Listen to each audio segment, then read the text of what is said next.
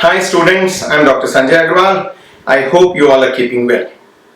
आज का हमारा लेक्चर एक्सक्लूसिवली डिवोटेड है बेस थ्योरम की एप्लीकेशंस पे, एक पर्टिकुलर सेगमेंट में जिसमें हम बॉल्स को ड्रॉ करते हैं गिवन बैग से या आर्न से. Urn I hope you know is a type of container, तो हमारे लिए कोई फर्क नहीं पड़ता, हम उसे एज ए बैग ही ट्रीट करेंगे. और ये हम सारी वो सिचुएशन डील करेंगे जिसमें हमें प्रेजेंट गिवन है और हमें पास की प्रोबेबिलिटी निकालनी है, जो कि एप्लीकेबिलिटी बेस थ्योरम के लिए जरूरी है. हम सब जानते हैं कि बेस थ्योरम डील करके रिवर्स कंडीशनल प्रोबेबिलिटी से, मतलब आपको प्रेजेंट पता है और आपको पास की प्रोबेबिलिटी निकालनी है. तो हम इसको मैथमेटिकली डील करें इन प्रॉब्लम्स को, उससे पहले मैं कुछ सिचुएशंस आपके साथ डिस्कस करूंगा, but I should remind you that this is a very important topic for your examinations, whether these are regular examinations or entrance examinations. But yes, you need enough practice. आपको concept भी याद रखना है और आपको इतनी revision करनी है जिससे आप बहुत कम टाइम को लेते हुए इन प्रॉब्लम्स को एग्जामिनेशंस में ढंग से कर सकें. So do not forget to revise the concept and do enough practice. Otherwise, you'll forget the concept itself. ध्यान रखिए, ये टॉपिक ही आपका खत्म हो जाएगा यदि आप प्रॉपर रिवीजन नहीं करते. करते चलिए एक दो सिचुएशन डिस्कस, उसके बाद हम मैथमेटिकली उन्हें सॉल्व करेंगे एंड आई होप आपको अच्छा लगेगा, समझ आएगा. सबसे पहली सिचुएशन में सपोज मेरे पास दो बैग्स हैं, उसमें डिफरेंट कलर की बॉल्स हैं, अलग अलग नंबर की. जैसे सपोज कुछ नंबर रेड है कुछ ब्लैक है, इसी तरह दोनों बॉल में अलग अलग कॉम्पोजिशन. अब हमने बैग ए में से एक बॉल निकाली एट रैंडम और उसे बॉल बी में प्लेस कर दी. अब फिर हमने एट रैंडम बैग बी में से एक बॉल निकाली और उसका कलर नोट करा, रेड था. हम प्रोबेबिलिटी निकालना चाहते हैं कि जो ओरिजिनल बॉल हमने ट्रांसफर करी ए से बी में, that was also of red colour. तो इट मींस आपको अल्टीमेट इवेंट की प्रोबेबिलिटी पता है और अपने कॉज या हाइपोथेसिस की प्रोबेबिलिटी आप निकालना चाहते हैं. ये सारे नाम जो मैं ले रहा हूं, हाइपोथेसिस, कॉज, अल्टीमेट इवेंट, ये मैं बेस थ्योरम की वीडियो में डिस्कस कर चुका हूं आपके साथ. So it means obviously इस प्रॉब्लम को सॉल्व करना है तो मुझे बेस थ्योरम यूज करनी पड़ेगी. तो ये प्रॉब्लम थी दो बैग्स की, बट सपोज अब मेरे पास एक प्रॉब्लम है जिसमें मेरे पास तीन बैग्स हैं. वही डिफरेंट कलर्स की बॉल्स हैं, गिवन नंबर ऑफ बॉल्स हैं ईच बैग में, अलग अलग नंबर्स की. सपोज मैंने इन तीनों में से एक बैग एट रैंडम चूज करा, फिर उस चोजन बैग में से एट रैंडम मैंने दो बॉल्स निकाली. अब मैंने उनका कलर ऑब्जर्व करा कि एक का कलर रेड है और एक का कलर ब्लैक है. अब मैं प्रोबेबिलिटी निकालना चाहता हूं कि ये दोनों की दोनों बॉल्स बैग बी में से निकाली गई. Again you know the present, you want to know the past. दोनों ही बहुत इंपॉर्टेंट सिचुएशंस हैं. अब मैंने दो बैग्स की सिचुएशन ली, तीन बैग्स की सिचुएशन ली. अब एक बिल्कुल डिफरेंट टाइप की सिचुएशन आपके साथ डील करता हूं जो काफी एग्जामिनेशंस में आ चुकी है. Hence from my point of view that's an important type. Suppose आप एक बैग है, डिफरेंट कलर की बॉल्स हैं, डिफरेंट काउंटिंग में. आपने एट रैंडम एक बॉल निकाली, उसका कलर नोट करा और जिस कलर की वो बॉल थी उसी कलर की कुछ एडिशनल बॉल्स आपने इस बैग में अपनी तरफ से डाल दी. Maybe 2, maybe 3, maybe 4, it depends. आप m बॉल्स भी कह सकते हैं उस पर्टिकुलर कलर की आपने इस बैग में ऐड कर दी. अब आपने इस बैग में से एट रैंडम फिर एक बॉल बाहर निकाली और इस बॉल का कलर आपने ऑब्जर्व करा रेड है. आप प्रोबेबिलिटी निकालना चाहते हैं कि जिस कलर्स की बॉल आपने ऐड करी थी वो कलर भी रेड था. इन अदर वर्ड्स, जो आपने फर्स्ट स्टेप पे जो बॉल ड्रॉ करी थी that was also of red colour. तो बहुत कॉमन सिचुएशंस हैं, बहुत इंपॉर्टेंट सिचुएशंस हैं and I hope given you do the enough practice you will be able to do such problems in examinations. चलिए करते हैं. चलिए अब एग्जांपल शुरू करते हैं. अभी हम इस वाले एग्जांपल में ऑब्जर्व करें तो मेरे पास दो बैग्स हैं.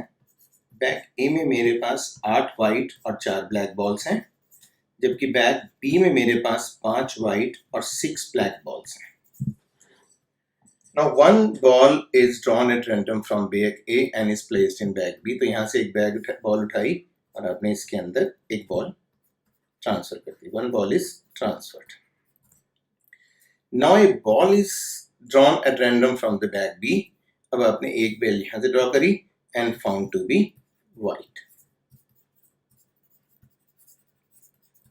One ball drawn at random from B and it is found to be white. Find the probability that a black ball has been transferred from bag. So this probability is given.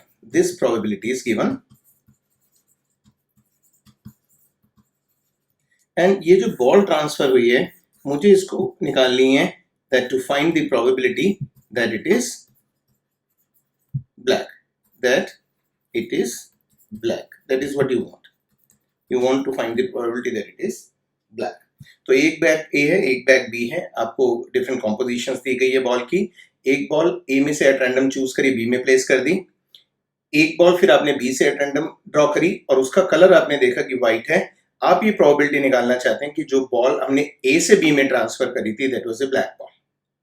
It means जो इस random experiment का ultimate outcome है कि B से आपने एक ball draw करी, उसकी प्रोबेबिलिटी आपको नोन है, और जो हाइपोथेसिस थी कि ए में से एक बॉल बी में ट्रांसफर करी है उसकी प्रोबेबिलिटी आपको निकालनी है. तो इन ए वे आप रिवर्स में मूव कर रहे हैं. So it is a case of Bayes theorem. तो ऑब्वियसली बेस थ्योरम को अप्लाई करके प्रॉब्लम सॉल्व होगी. तो सबसे पहले हम अपने इवेंट्स डिफाइन कर लेते हैं. अब हमारे इवेंट्स इस केस में क्या क्या डिफाइन होंगे, जिस तरह की पॉसिबिलिटीज हैं. सबसे पहले B1 हमने एक इवेंट ले लिया, transfer of a white ball to bag B. ये हमारा पहला इवेंट हो गया. इसी तरह B2 हमारा इवेंट हो गया, transfer of a black ball to bag B, क्योंकि सबसे पहले आपने एक बॉल ट्रांसफर करी. उसके बाद ई एक इवेंट हो गया, इवेंट ऑफ ड्रॉइंग. पी से किस तरह की बॉल आप ट्रांसफर कर रहे हैं, event of drawing a white ball from B after transfer. ये आपके 3 इवेंट्स हो गए.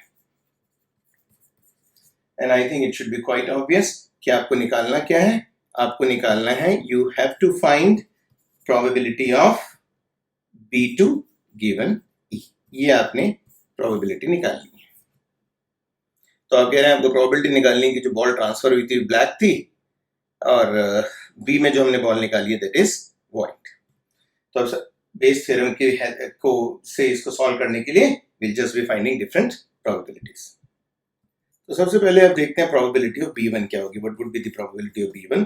Transfer of a white ball from bag A to bag B. अब बैग ए में व्हाइट बॉल्स हैं 8, टोटल बॉल्स हैं 12, तो इसकी प्रोबेबिलिटी हो गई 8/12 दैट इज 2/3. इसी तरह प्रोबेबिलिटी ऑफ B2 हो गई probability of taking a black ball from A and putting this in B. A में ब्लैक बॉल्स कितनी है 4, टोटल बॉल्स हैं 12, so it come out to be 1/3. इसी तरह मुझे निकालनी पड़ेगी probability of E given B1. What is the meaning of probability of E given B1? It means probability of drawing a white ball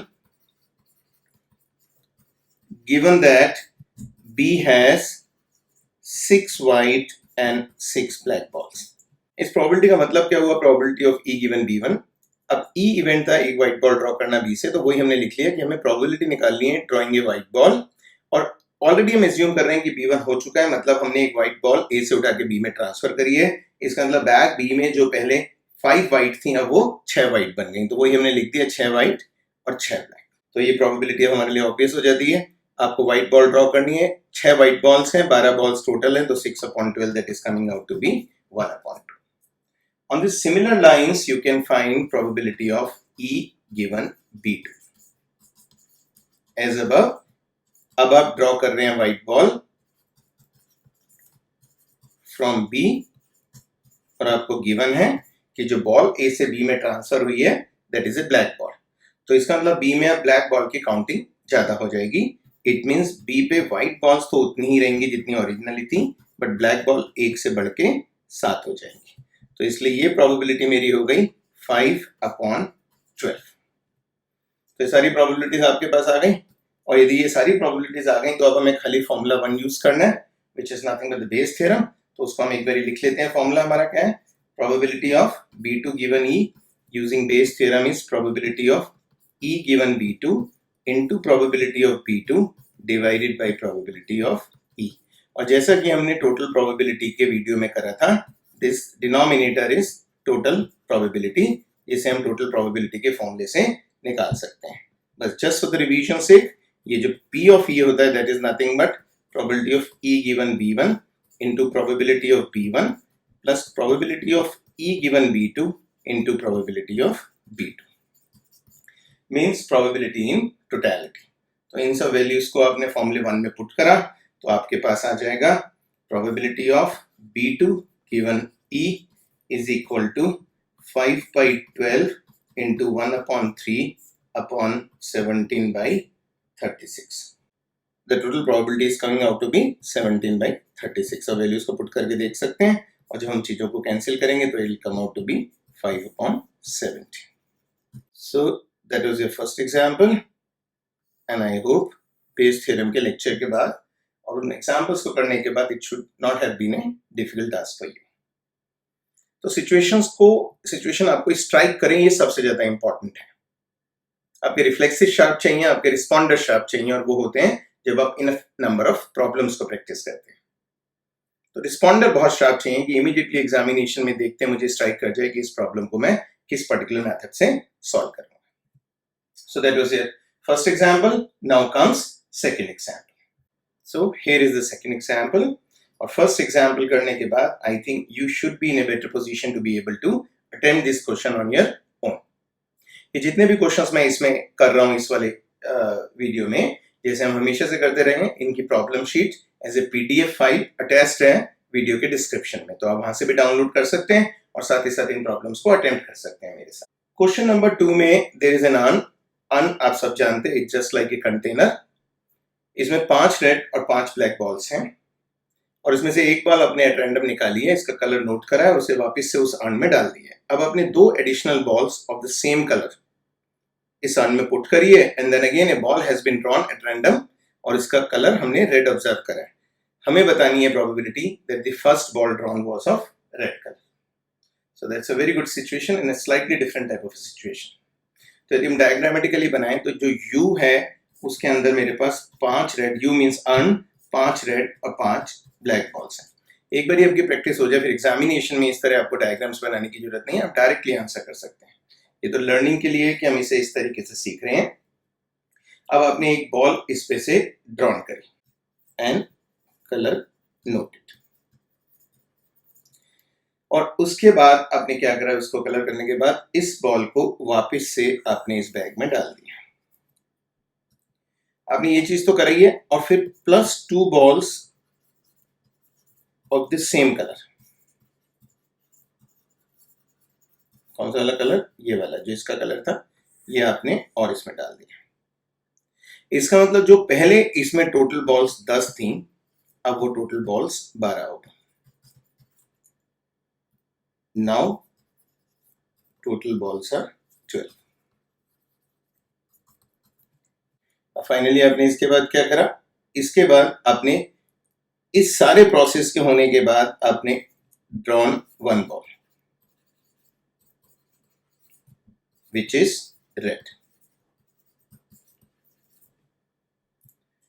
इसकी probability आपको given, या आप इसकी प्रोबेबिलिटी निकाल लेंगे, but that event is known. So it means again the ultimate result of the experiment is known to us. और अब हम ये बताने कि जो बॉल हमने ड्रॉ करी थी इनिशियली, ये वाली जो बॉल हमने ड्रॉ करी थी उसका कलर भी रेड है. That is what we want to find out. तो इट मींस अगेन हमें पास्ट बताना है और हमें प्रेजेंट पता है. हम बैकवर्ड डायरेक्शन में मूव कर रहे हैं, तो without any doubt, without any confusion, we know that we have to apply the Bayes theorem. अब फिर हमने इवेंट्स डिफाइन कर दिए अपने. B1 is the event first ball drawn is of red color. 2 he colours हैं आप पे, या तो व्हाइट है या रेड है, और एक्स से करी गई है. तो फर्स्ट बॉल पहली बारी में जो करी गई है या तो वो रेड होगी या नहीं होगी. तो B1 इवेंट हो गया first ball drawn is of red colour and B2 event हो गया first ball drawn is of black colour. यही दो पॉसिबिलिटी बनी. जो पहली बारी बॉल निकाली वो ऑब्वियसली फर्स्ट है और जो बाद में हमने दोबारा से अर्न से निकाली दैट इज सेकंड. ये दो हो गए. अब इवेंट हमारा क्या है, what actually is the ultimate result of this. Ultimate result है कि जो सेकंड बॉल ड्रॉ करी गई है that is of red colour. That is second ball drawn is of red colour. तो हमेशा आपने करना क्या है कि जो 2 इवेंट ऊपर वाले हैं ये दोनों तो आपकी हाइपोथेसिस है, यदि आप उसी टर्मिनोलॉजी की बात करें जो कि मैंने बेस थ्योरम के वीडियो में आपको समझाई थी, और वो हाइपोथेसिस है जिसे हम कई बारी कॉजेस भी कह देते हैं. और ये आपका अल्टीमेट इवेंट हो गया, अल्टीमेट आउटकम और इवेंट. ये आपको गिवन है, you are given this and you want to find this. It means you want to find probability of causes. ये बार बार ही मैं इसको कंफर्म या रीअफर्म इसलिए कर रहा हूँ कि बिल्कुल एक तरीके से कॉन्सेप्ट आपके दिमाग में सीमेंटेड हो जाए। तो बहुत बारी मैं ये कॉन्सेप्ट आपके साथ रिपीट कर चुका हूँ, but repetition is a type of revision and that always helps.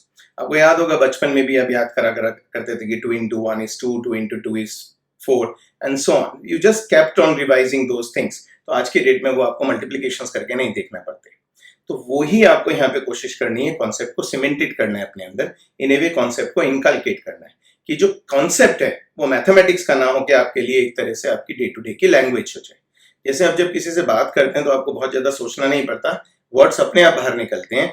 Same should be true with your subject knowledge also. जो आप ये सीख रहे हैं आपको डेलिबरेटली अटेम्प्ट ना करना पड़े इसको सोचने के लिए, उस स्टेज तक हमें अपने आप को आना पड़ता है और ऑब्वियसली उसके लिए हमें एफर्ट्स करने पड़ते हैं।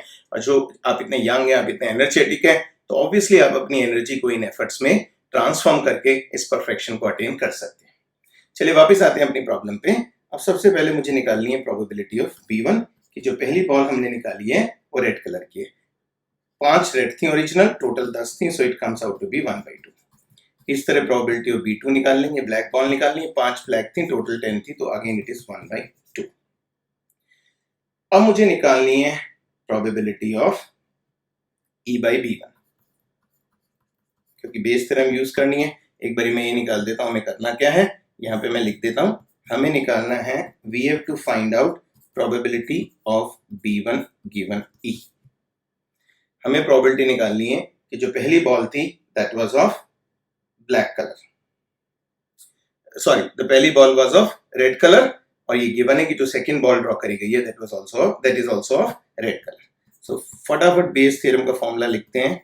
अब तक तो बिल्कुल याद होना चाहिए आपको, E1 upon P of E, और P of E as always is P of E upon B1 into P of B1 plus P of E upon B2 into P of B2। P of B1 हमारे पास है, P of B2 हमारे पास है, तो अब हम निकालेंगे P of E upon B1। Probability of E given B1 is probability of drawing a red ball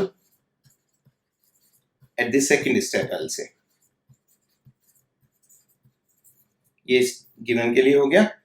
given that अब आपका इवेंट B1 है, B1 क्या था, first ball is of red colour, given that A red ball is drawn and accordingly 2 red balls are added to the urn। क्योंकि यही तो condition थी हमारी कि जो पहली बॉल का कलर है उसी कलर की 2 बॉल्स हमने अर्न में दोबारा ऐड करनी है, फिर सेकंड स्टेप की बॉल को बाहर निकालना है। तो अब जब हमने 2 रेड बॉल्स ऐड कर दी तो इस स्टेज के बाद इसका मतलब मेरे अर्न की कॉम्पोजिशन क्या बन गई, 7 रेड प्लस 5 ब्लैक, ये बन गई इनको 2 ऐड करने के बाद। सो इसका मतलब ये प्रोबेबिलिटी मेरी हो गई 7/12। इसी तरह यदि मैं probability of E given B2 निकालता हूं, लॉजिक तो सेम ही रहेगा। Probability of drawing a red ball at second step given that a black ball is drawn at first step and accordingly 2 black balls are added to the urn। तो अब इसका मतलब black ball की counting कितनी हो गई, it means इस समय हो गई 5 रेड प्लस 7 ब्लैक बॉल्स, तो ये प्रोबेबिलिटी आपकी हो गई 7/, दैट probability comes out to be 5/12, क्योंकि आपको ड्रॉ तो रेड बॉल ही करनी है। अब इन सारी वैल्यूज को हम पुट कर देते हैं तो हमारी प्रोबेबिलिटी ऑफ E आ जाती है 7/12। इस वाले फॉर्मूले में आप इन सबको पुट करेंगे, ये जो फॉर्मूला यहाँ पे लिखा हुआ है मैं इसे नंबर कर देता हूँ 1, फॉर्मूले 1 में आप इन सबको पुट करेंगे तो 7/12 into 1/2 plus 5/12 into 1/2, that comes out to be 12/24, that is 1/2। So that is probability of E। And similarly, probability of B1 upon E, using this it will be 7/12 into 1/2 upon 1/2, it comes out to be 7/12, which is the answer। यहाँ पे एक important observation हम देख सकते हैं, यदि आप carefully observe करें ये आगे भी आपके लिए काम आ सकती है।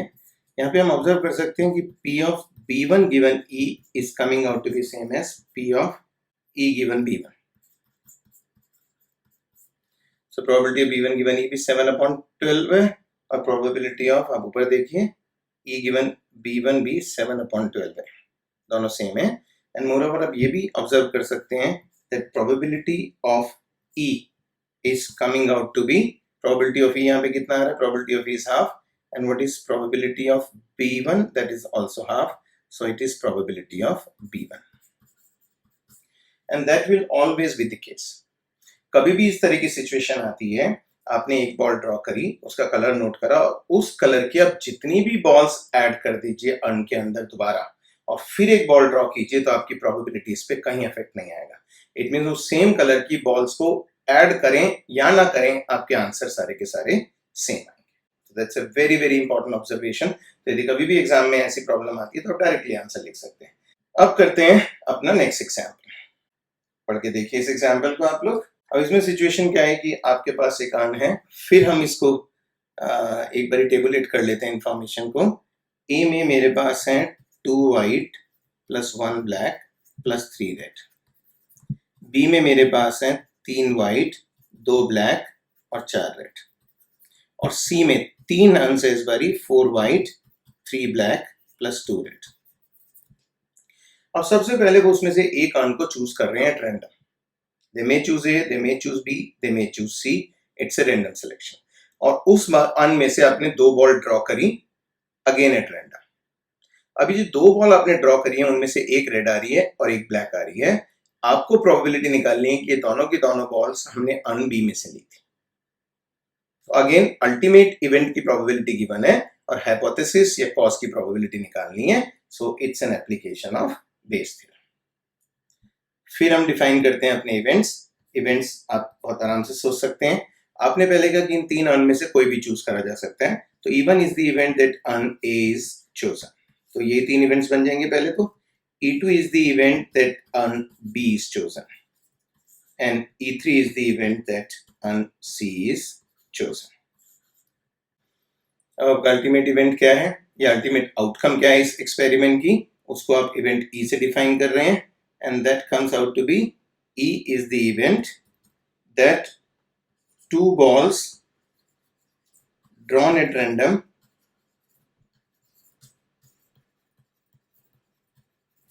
are red and black। तो ये सारे आपके इवेंट्स डिफाइन हो गए। अब इसकी प्रोबेबिलिटी आप बहुत आराम से निकाल सकते हैं। 3 अर्न है, उसमें से किसी भी एक को चूज करने की प्रोबेबिलिटी 1/3 है। तो चाहे प्रोबेबिलिटी ऑफ E1 लिखें, चाहे प्रोबेबिलिटी ऑफ E2 लिखें या प्रोबेबिलिटी ऑफ E3 लिखें, तीनों ही प्रोबेबिलिटीज 1/3 के बराबर है। आपको निकालना क्या है, एज ऑलवेज सबसे पहले डिसाइड कर लेते हैं what you want to find out. आप चाहते हैं कि दोनों बॉल्स आपके बैग बी में से आए, so you want E2 given E, probability of E2 given E is your desire, and which is probability of E given E2, probability of E2 upon probability of E का मैं direct formula लिख देता हूँ, E upon E1 into probability of E1 plus probability of E upon E2 into probability of E2। अब आपको probability of E1 E2 E3 तो given है, but आपको probability निकालनी है E given E1 and probability of E given E2। So what is probability of E given E1? यदि हम language में लिखते हैं, हमें निकालनी है 2 बॉल एट रैंडम, एक रेड है एक ब्लैक है, एक रेड एक black ball drawn, given that earn A is chosen। अब अर्न ए को आप चूज कर रहे हैं। अब अर्न ए में बॉल्स कितनी कितनी है, अर्न ए में आपने देखा 2 वाइट है एक ब्लैक है 3 रेड है। 3 रेड में से एक रेड निकालनी है और एक ब्लैक में से एक ब्लैक निकालनी है। तो it will be 3C1 into 1C1 upon 6C2 which gives you 3/15 which is 1/5। Ordinary combination, you want to pick objects.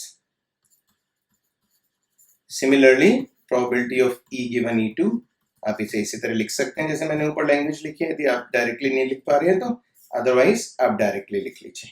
It'll come out to be 2/9 and probability of E given E3 is 3C1 into 2C1 upon 9C2, which is 1/6. And then using the formula, using the Bayes theorem, probability of E2 given E, what we were interested in? We were interested in E2 given E. So is formula number 1. So using formula 1, it comes out to be 1/3 into 2/9 upon 1/3 into 1/5 plus 1/3 into 2/9 plus 1/3 into 1/6, which comes out to be 20/53. तो हमने इसमें different situations के examples करे हैं, और ये situations आप यदि इतनी कंफर्टेबली कर पा रहे हैं, यदि जैसे मैं समझा रहा हूं उस तरह के स्टेप्स आपको भी स्ट्राइक कर रहे हैं अपने आप, it means you are fit to do such type of examples. और एक चीज जो ध्यान रखने वाली है और जो मेरी एडवाइस है कि आप इसे ओकेशनली नहीं करेंगे, आप इसे कंसिस्टेंटली करेंगे प्रैक्टिस को. Because success does not come from what you do occasionally, it comes from what you do consistently. जैसे you do not eat occasionally, you do not sleep occasionally, you do not earn occasionally, then why should you learn occasionally? तो यदि आप खाते occasionally नहीं है, सोते occasionally नहीं है, कमाते occasionally नहीं है, तो learning भी किस लिए occasional होनी चाहिए. So bring consistency in your efforts in life and you will see that miracles will happen. And I know you're very serious about your career, you're very serious about your life and you really want to do something. But हम यदि सोच लें कि हमें कुछ करना है तो खाली सोचने से तो होगा नहीं ना, हमें उसमें उतना काम भी करना पड़ेगा, उतने एफर्ट्स भी करने पड़ेंगे और अपने आप को अपने कंफर्ट जोन से बाहर निकालना पड़ेगा. So my advice today is कि अपने कंफर्ट जोन से बाहर आइए और ग्रेजुअली अपने एफर्ट्स को हर दिन बढ़ाइए. तो अगले वीडियो तक के लिए ऑल द बेस्ट, जल्दी मिलते हैं.